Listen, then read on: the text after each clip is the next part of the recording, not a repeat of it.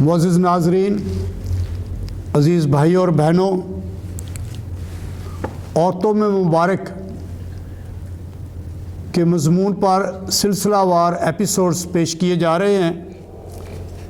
इस वक्त जो एपिसोड होगा जिस पर हम गौर व खौज़ करेंगे उसका मौजू खुदा की माँ है, और ये मौजू हम फ़रिश्ते के पैगाम के हवाले से फ़रिश्ते और मुक़द्दसा मरियम के माबैन होने वाली गुफ्तगू और मुकालमा के हवाले से देखेंगे। इस पैगाम में जो जिब्राइल फ़रिश्ता मुक़द्दसा मरियम को नासरत के शहर में देने आया, उसमें 3 जुमले अहम और गौर तलब हैं। पहला है, वो इस कलाम से घबरा गई और सोचने लगी कि ये कैसा सलाम है।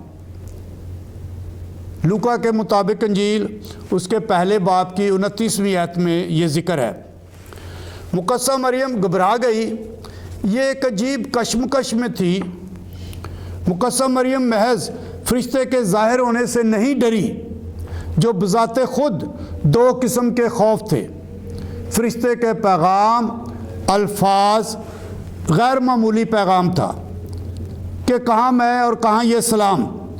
मुक़द्दसा मरियम सोचती थी कि मैं एक सादा आम देहाती लड़की कुंवारी हूँ, और कहाँ ये इलाही सलाम और फ़रिश्ते का झुककर सलाम करना। सलाम ए पुरफ़ज़ल, खुदावंद तेरे साथ है। ये अंबिया के उस कलाम की बातें हैं जो उन्होंने यरूशलेम शहर के हक़ में कहीं। यहूदियों के दिल और जहन में एक ही उम्मीद, एक ही ख्वाहिश और एक ही उमंग थी, जो शहर यरूशलेम की बहाली थी, यरूशलेम की कामरानी थी, यरूशलेम की सलामती थी। ये खुदा का शहर था, ये शहर दाऊद था, खुदा का मखसूस और चुनीदा शहर था, उसकी बख्शों का मंबा और खुदा की बख्शों का चश्मा, और ज़मीन पर सब शहरों से बुलंद किया गया है।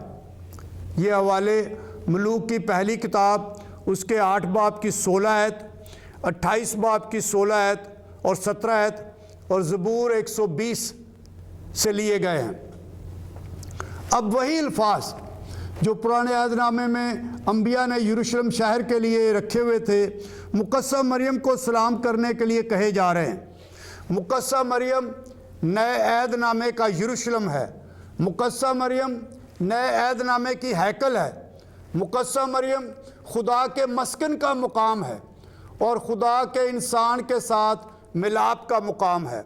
मुक़द्दसा मरियम खुदा और इंसान के दरमियानी और वसीला है।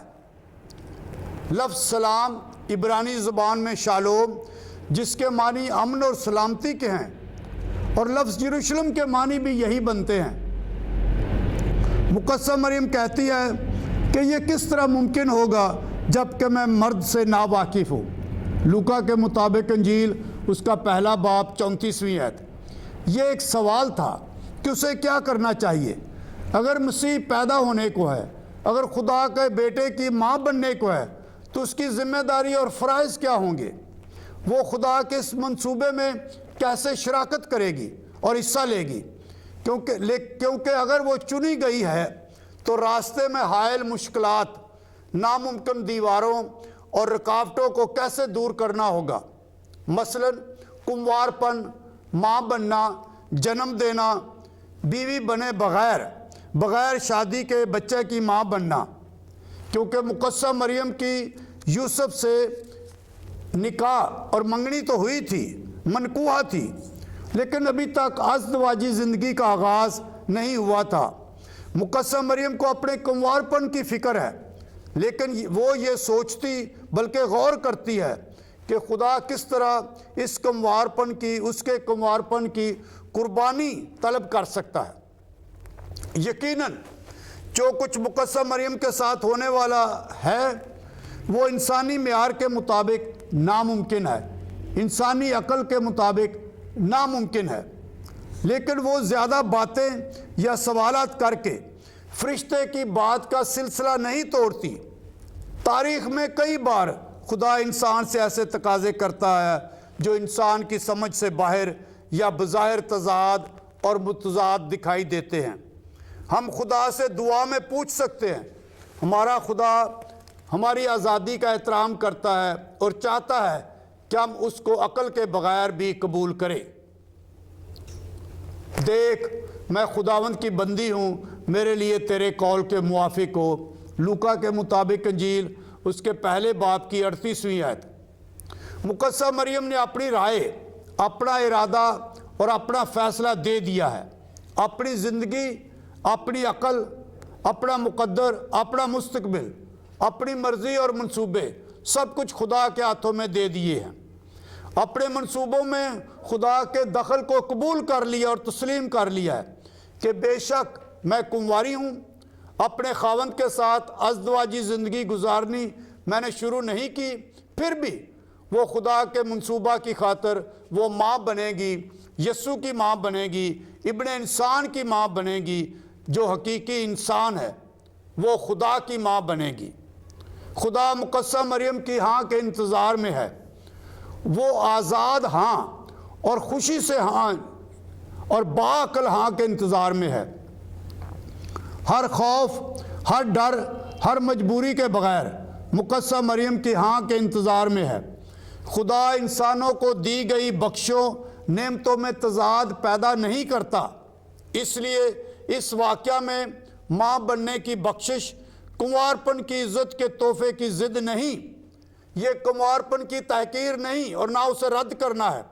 خدا نے اس پیغام میں مقدسہ مریم کی آزاد مرضی کا احترام کیا، مقدسہ مریم کو سوچنے کا موقع دیا، شک کرنے کی اجازت دی، سوال کرنے کا موقع دیا اور پھر شک کا ازالہ کیا اور سوال کا جواب دیا۔ مقدسہ مریم کنواری کی ہاں سے کلمہ متجسد ہونا شروع ہوا۔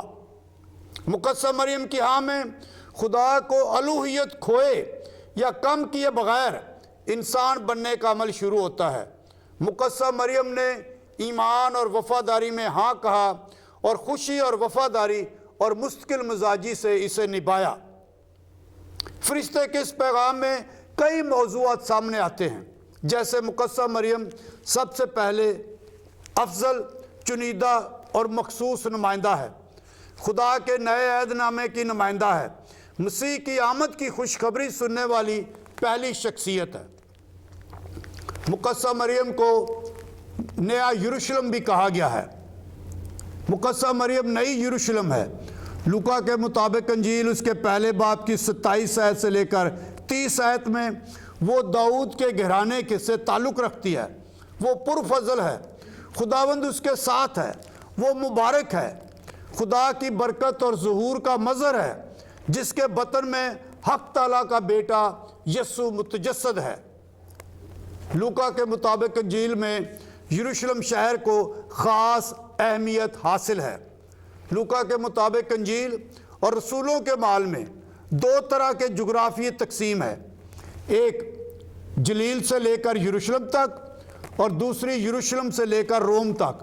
لوکا کے مطابق انجیل اور رسولوں کے اعمال ایک ہی کتاب کے دو حصے ہیں۔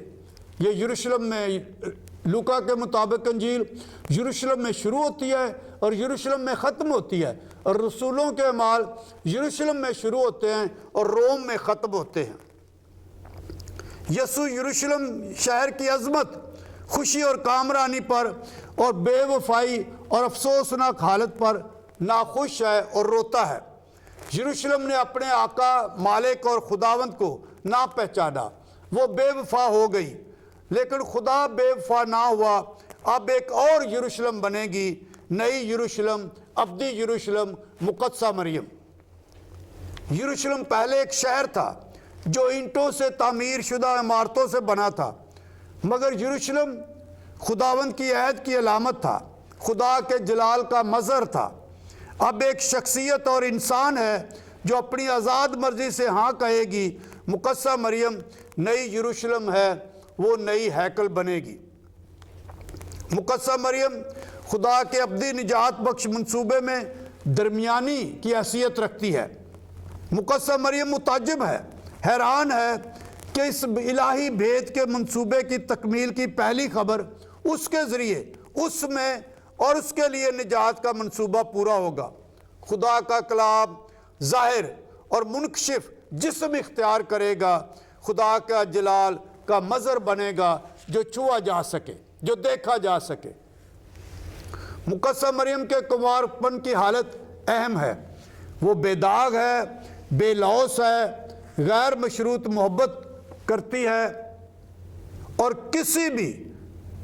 کسی کا خوف نہیں کرتی، گناہ سے مبرہ ہے اور پھر روح القدس کی قدرت کے سایہ میں ہے۔ پطرس رسول اپنے دوسرے خط کے 3 باب کی 14ویں آیت میں لکھتا ہے، اس واسطے آئے پیارو، ان چیزوں کی راہ دیکھ کر سخت کوشش کرو کہ تم اس کے سامنے سلامتی میں بے داغ اور بے عیب پائے جاؤ۔ اور پھر آگے چل کے مکاشفہ کی کتاب میں تحریر ہے، اور قومیں اس کی روشنی میں چلیں گی اور زمین کے بادشاہ اپنا جلال اور عزت اس میں لائیں گے، اور کوئی چیز جو ناپاک ہے یا نفرت دلاتی ہے یا کوئی شخص جو گناہوں کام کرتا ہے یا جھوٹ گڑتا ہے اس میں ہرگز داخل نہ ہوگا، مگر صرف وہی جو برے کی کتاب حیات میں لکھے ہوئے ہیں۔ مکاشفہ کی کتاب 21 باب 24 اور 27 آیت۔ کلمہ خدا کو مجسم کرنے، اس کی حفاظت اور نشو و نما کرنے کے لیے بے داغ دل، پاک جسم، حلیمی، تابع داری میں خدا کی بندی ہونے میں ہے۔ مقدسہ مریم کنواری بھی رہی اور ماں بھی بنی، وہ خدا کی ماں بنی کیونکہ وہ بالکل پاک بے عیب کنواری تھی۔ چونکہ اس نے خدا کو جنم دیا، وہ تابد کنواری اور پاک رہی۔ ماں ہونا، کنواری ہونا جسمانی اور بدنی معنوں سے کہیں گہرا، وسیع اور بالا معنی رکھتا ہے۔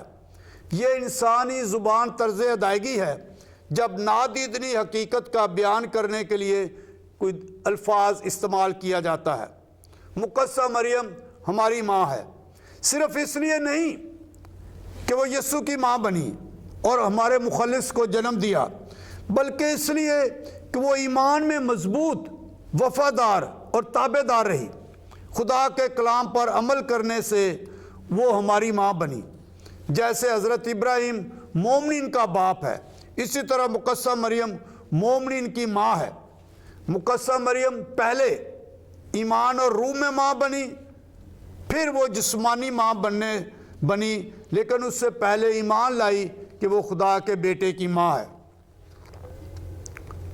لوکا کے مطابق انجیل اس کے 11 باب کی 27ویں آیت میں یسوع مسیح ہجوم میں کھڑے تھے اور ایک عورت نے اس کی ماں کی تعریف کی، وہ چھاتیاں جن سے یسوع مسیح نے دودھ پیا اور وہ حمل جس میں وہ متحمل رہا۔ لیکن یسوع مسیح نے کہا کہ میری ماں اس لیے مبارک نہیں کہ میں اس کا بیٹا ہوں، وہ میری ماں ہے، بلکہ اس لیے کہ وہ ایمان لائی کہ خدا کے تمام وعدے پورے ہونے تھے۔ لوکا کے مطابق انجیل پہلے باب کی 25ویں آیت، اور ایمان لاتے ہوئے خدا کو کلام کو سنا، قبول کیا اور اس پر عمل کیا۔ یوحنا کے مطابق انجیل میں یوحنا انجیل نویس نے مقدسہ مریم کے لیے نام اور لفظ مریم استعمال نہیں کیا، بلکہ ہمیشہ اس کو یسوع کی ماں کا لفظ استعمال کر کے پکارا ہے۔ جیسے ہم کسی مشہور اور شہرت والے انسان کی ماں کے حوالے سے بات کرتے ہیں کہ فلاں شخص کی ماں، یوحنا کے مطابق انجیل میں یسوع مسیح کی زندگی کے تمام اہم مواقع پر، ابتدا، درمیان میں اور آخر اور کلوری پر، جب یسوع مسیح نے تمام ہوا کہا، وہاں مقدسہ مریم موجود تھی۔ مقدسہ مریم نئی ہوا، نئی خاتون ہے۔ یوحنا کے مطابق انجیل اس کے 3 باب کی 15 آیت کی تکمیل مکاشفہ 12 باب کی پہلی آیت میں ہوتی ہے۔ وہ ماں ہے اور روحانی پیدائش کی ماں ہے۔ یسوع میں پیدا ہونا، مقدسہ مریم میں یسوع کے بھائی بننا ہے۔ مقدسہ مریم کلیسیا کی ماں ہے، وہ کلیسیا کو پالتی ہے، انہیں نیا جنم دیتی ہے، بچوں کو جوان کرتی ہے، سکھاتی ہے اور ان کی حفاظت کرتی ہے۔ کلام پر عمل کرنے، سننے اور قبول کرنے اور ہاں کرنے، خدا کو خود میں سمونے اور متجسد کرنے کے لیے اور اس کی بشارت دینے اور دوسروں کو بتانے اور اپنا مہمان بنانے کا موقع دینے کے لیے ایک اہم مثال اور نمونہ ہے۔ مقدسہ مریم پرفضل، خدا کی پسندیدہ، مقبول اور مقدس ہے۔ خداوند تیرے ساتھ ہے۔ اس آیت میں پرانا عہد نامہ دہرایا گیا ہے۔ یہ عہد کئی بار لوگوں نے توڑا، کئی بار دوبارہ باندھا گیا، مگر مقدسہ مریم میں یہ اپنی تکمیل اور کاملیت کو پہنچتا ہے۔ مقدسہ مریم نئے عہد نامے کی چنیدہ قوم کی ماں ہے۔ وہ تمام بچوں کو اور ان کی کمزوریوں سمیت گلے لگاتی ہے۔ یہ اور ایسا سلام حضرت نوح، حضرت ابراہیم، حضرت یعقوب کے لیے سلام ہوا ہے۔ یعنی اس قسم کی تسلیمات پہلے بھی موجود تھی، لیکن مقدسہ مریم کے لیے یہ سب سے زیادہ لاسانی ہے، فقید المثال ہے۔ وہ خدا کے بیٹے اور مسیح کی ماں ہے، خدا کی پسندیدہ مسیحانہ ماں، وہ سہور کی بیٹی ہے۔ یہ نئے عہد نامے کا سلام مقدسہ مریم یروشلم کی ہیکل ہے، جہاں سے نئی قوم جنم لے گی۔ وہ امن کی ملکہ ہے۔